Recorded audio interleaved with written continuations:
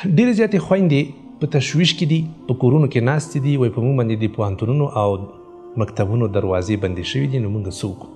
ګورئ، یو مسلمان، یو هوښیار مسلمان هغه داسې نه کوي چې فقط یوې دروازې ته قرار په انتظار کینی.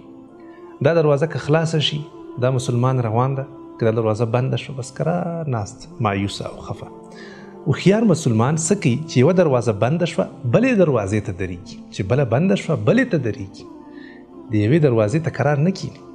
نو که تاسو باندې پوهنتونونه نن بند شوي دي، مکتبونه بند شوي دي، تاسو داسې مه کوئ چې قرار بس کینئ غمجن او مایوسه.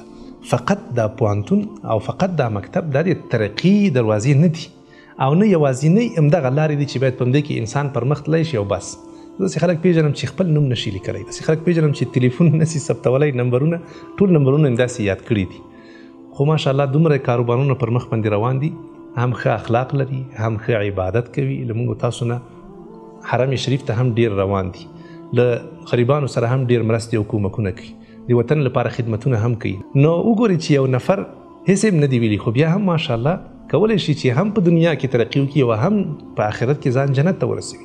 تاسې داسې مه کوئ چې فقط دغه ته کښېنئ چې پوهنتونونه به کله خلاصېږي. که خلاصېږي خلاص به شي، کې نور موږ هیڅ هم نه یو، شپه او ورځ به بس غم کوو، زړه به خورو او تشویشونه به کوو او ناست به یو. نه، دا یو مسلمان سره نه ښایي. تاسو ښځې کوشش وکړئ کتابونه واخلئ، د ښځو لپاره ماشاءالله ډېر کتابونه لیکل شوي دي، بهترین کتابونه دي، هغه واخلئ او په کور کې لولئ.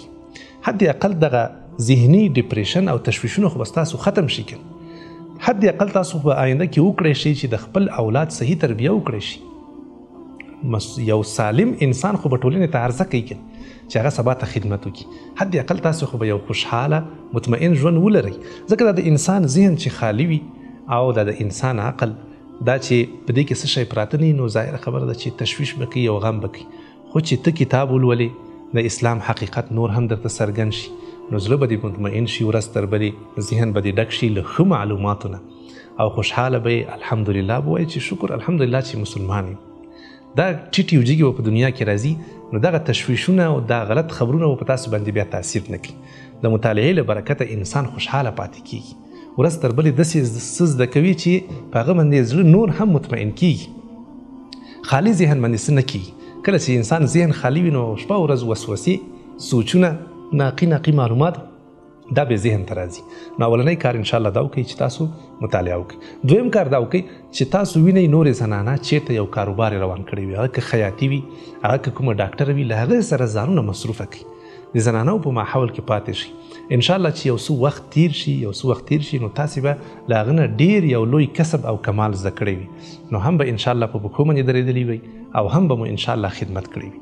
نو د دې ترڅنګه مهمه دا ده چې موږ او تاسو باید په خپلو کورونو کې دعوت شروع کړو.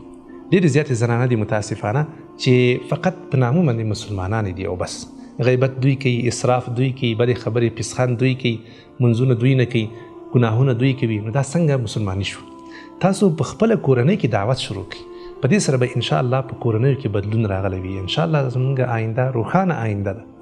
فقط دې ته مه کښېنئ چې نن په تاسې باندې د تعلیم دروازې بندې شوي دي او په آینده به ټوله تیاره وي. نه، انشاءالله موږ هیله من یو چې آینده مو روښانه آینده ده. مهمه دا ده چې موږ له داخل نه باید شکست ونه خورو، هغه څه چې کولی شو باید ویې کړو.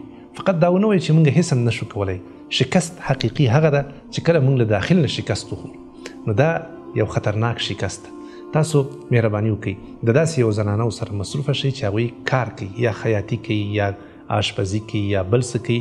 نو انشاءالله تاسو به آینده کې د هغوی په قدم باندې روان یئ او انشاءالله ښه کار به مو روان وي. د دې ترڅنګه د دعوت ترڅنګه په کورنۍ کې تاسو کولی شئ آنلاین هم دعوت پیل کړئ.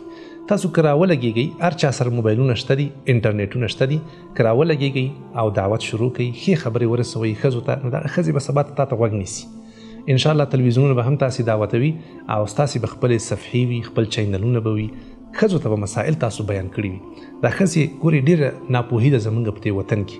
انشاءالله چې تاسو ښځو ته خدمت وکړئ که نه، همدغه ښځې به تاسو ته راځي، همدغه ښځې به تاسو سره اړیکې ساتي او انشاءالله ستاسو کاروبار به پر مخ باندې روان وي. تاسو کولی شئ له ښځو نه فیس هم واخلئ، هغوی ته مشورې هم ورکړئ او تاسو ته که یو کال انشاءالله تاسو دعوت وکړئ آنلاین او د خپل معلومات له نورو ښځو سره شریک کړئ، یقین لرم چې تاسو ته آنلاین ډېر شاګردان پیدا کیدای شي.